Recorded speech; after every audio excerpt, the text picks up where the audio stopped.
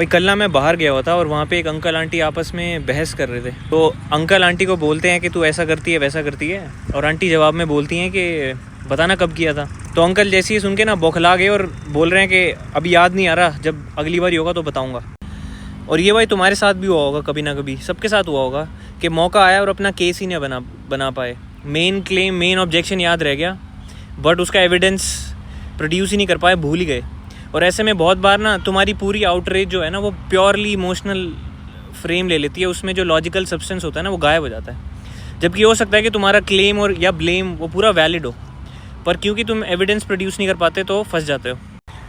और ऐसी सिचुएशन में आप पता है क्या हारते हो, आप एक बड़ा ही इंपॉर्टेंट नेगोशिएशन हारते हो। आप एक मौका गवा देते हो जहाँ पे सामने वाले की वो चीज़ जो आपको बॉदर करती है ना, आप विद ड्यू एग्जांपल्स एक्सप्रेस नहीं कर पाए, और फिर आप उस इशू को एड्रेस करने की जो पॉसिबिलिटी है ना उससे और दूर चले जाते हो।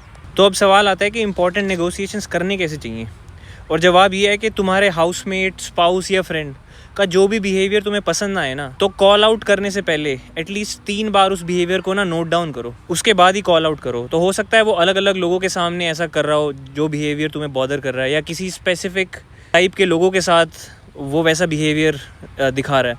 तो उन सारे कॉन्टेक्स्ट को नोट डाउन करो, और जब तक 3 बार ऐसा नहीं होता ना तब तक कॉल आउट ना करो।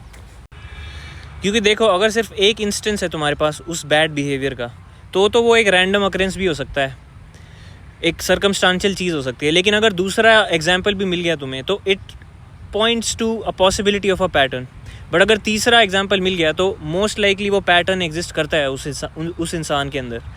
और ये इंपॉर्टेंट इसलिए भी है क्योंकि कोई ख़राब पैटर्न प्रॉब्लम होता है, कोई वन ऑफ इवेंट से किसी को फ़र्क नहीं पड़ता।